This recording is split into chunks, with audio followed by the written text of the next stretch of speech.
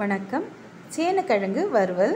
அதுக்கு சூடான வாணலியில் எண்ணெய் விட்டு அதில் கடுகு, சின்ன சின்னதாக வெட்டின இஞ்சி பூண்டு ரெண்டையும் சேர்த்து அது கூட கரம் மசாலா, சீரகத்தூள், மஞ்சள் தூள், மிளகுத்தூள், பெருங்காயத்தூள், மிளகாய்த்தூள் இதெல்லாம் சேர்த்து இதெல்லாம் வதங்கின பிறகு நறுக்கி வச்சுருக்கிற ஒரு பெரிய வெங்காயத்தையும் சேர்த்து இந்த வறுவலுக்கு தேவையான உப்பையும் அது கூட சேர்த்து இப்போது வெங்காயம் நல்லா வதங்கின பிறகு சேனக்கிழங்கு சேர்க்கணும்.